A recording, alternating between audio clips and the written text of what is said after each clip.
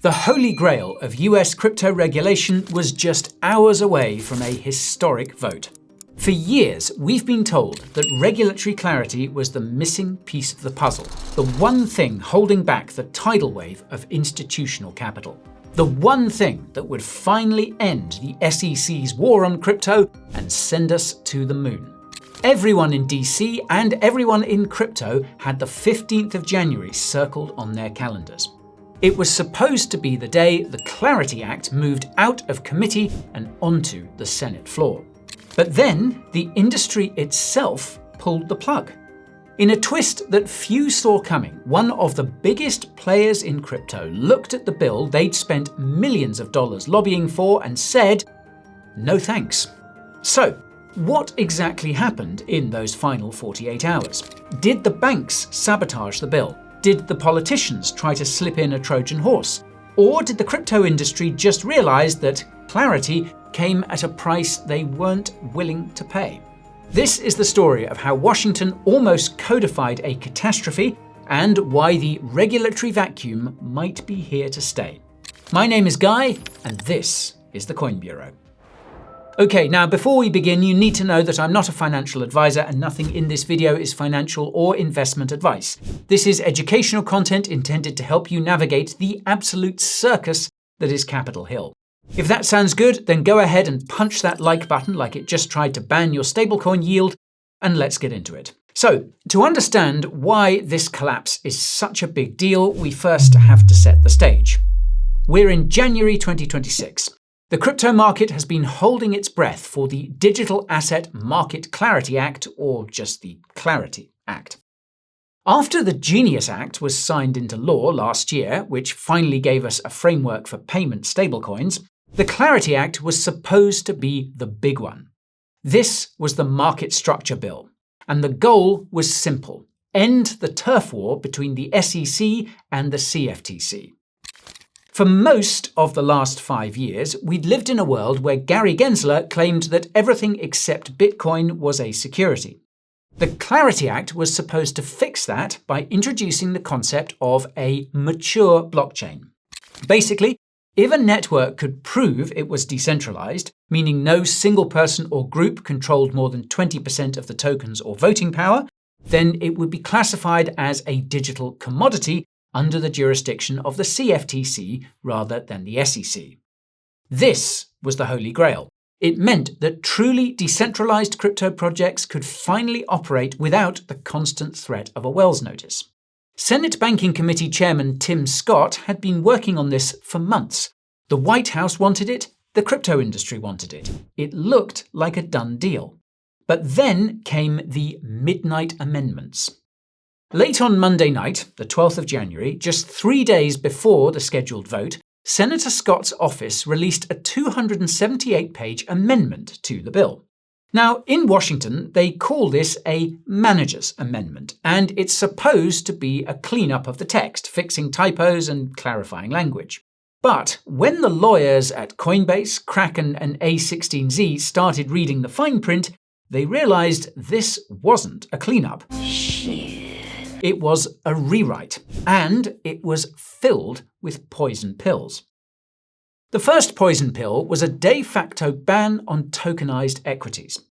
Now, for the last year, the narrative for 2026 has been real-world assets. We've been talking about tokenizing stocks, bonds, real estate, and much more besides. Coinbase had publicly stated that their strategy for 2026 involved launching a market for tokenized stocks. But the new text of the Clarity Act effectively said that you cannot trade a token that represents a security on a blockchain. Just think about that.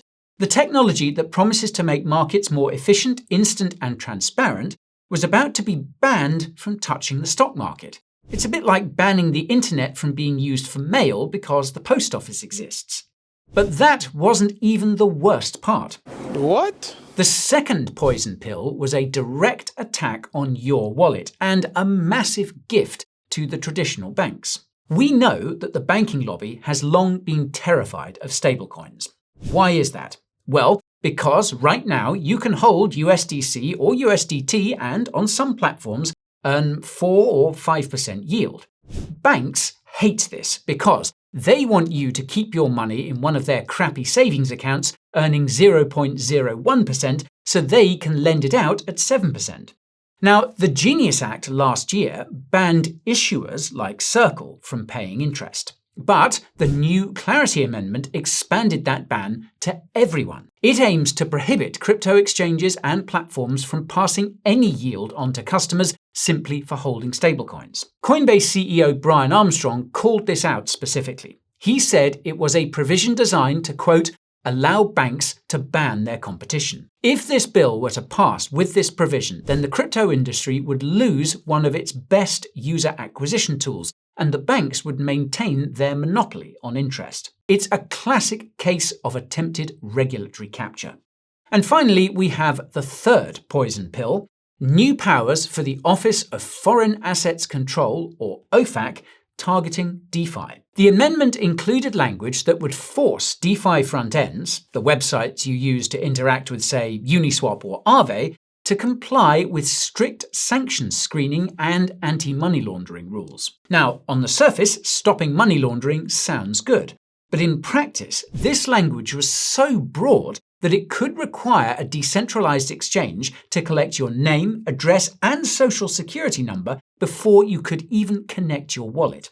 It would effectively turn DeFi into CeFi with extra steps.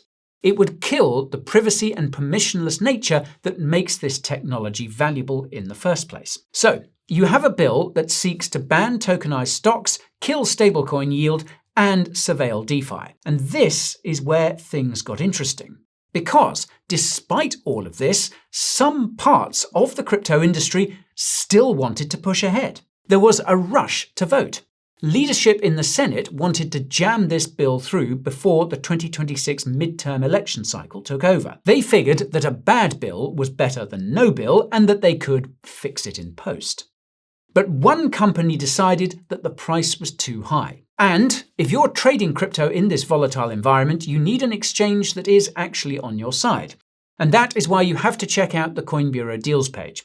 This is where we curate the best sign-up bonuses, fee discounts, and cashback offers in the entire industry.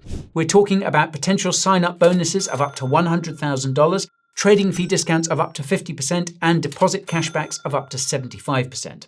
So if you're going to be trading the volatility caused by this regulatory mess, you might as well get paid to do it. So just hit the link in the description or scan the QR code on the screen right now. It'll take you directly to the deals page where you can see all of our vetted partners.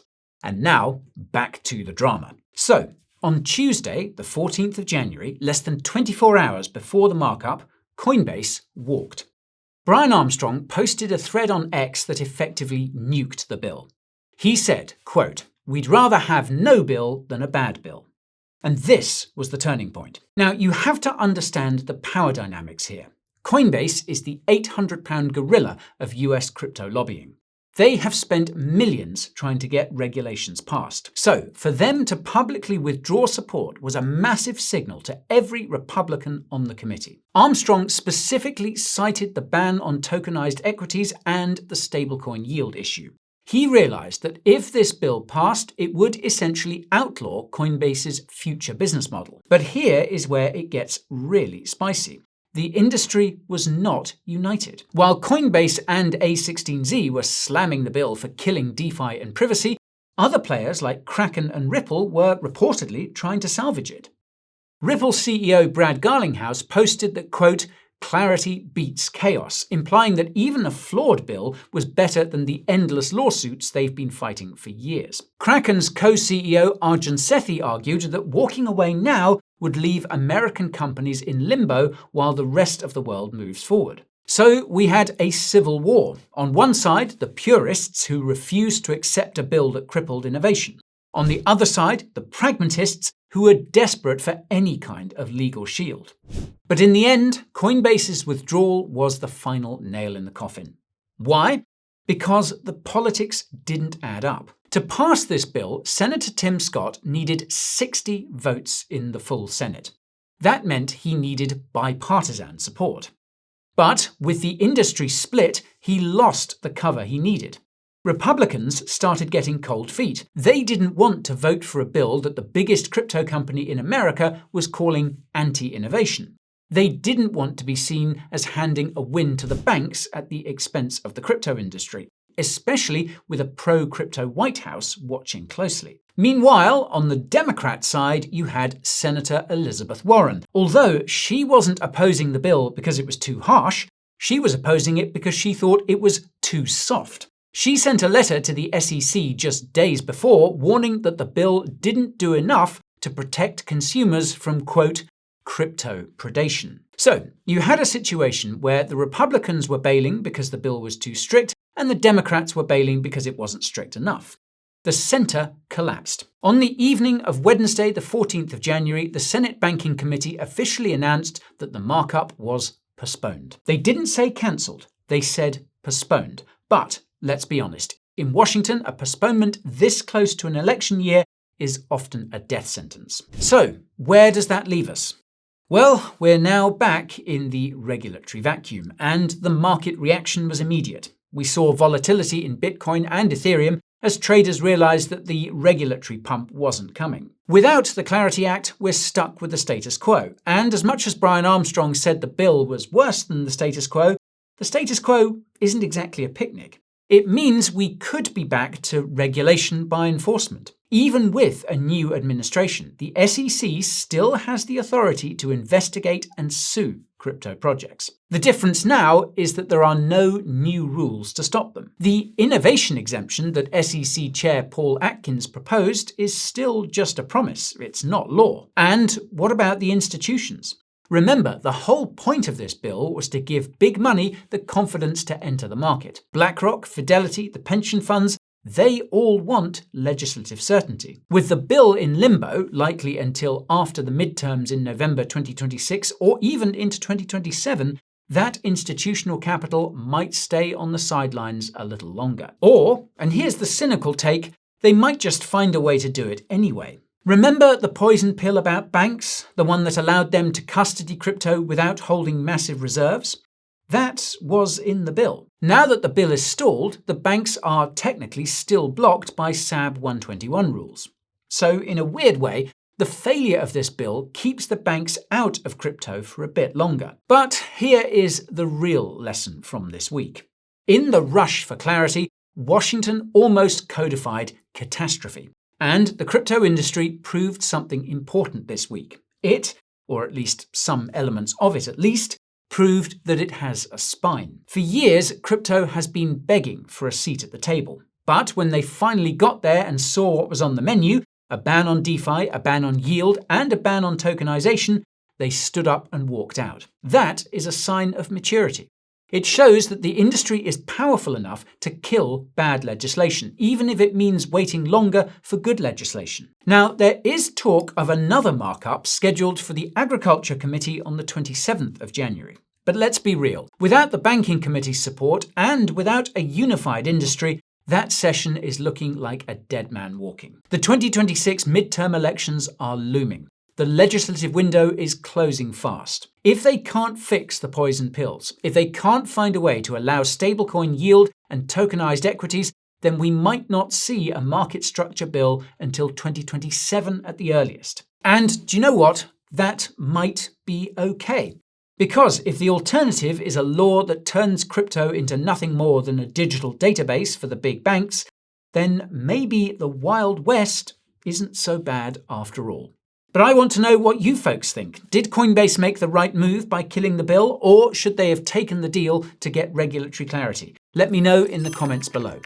If you want to know which altcoins might actually survive this regulatory purge, then you can check out the video right over here. And if you're wondering how the 2026 midterms could reshape the entire crypto landscape, well, you can find out in the video over here. Okay, thank you all so much for watching, and I'll see you again very soon. This is Guy, signing off.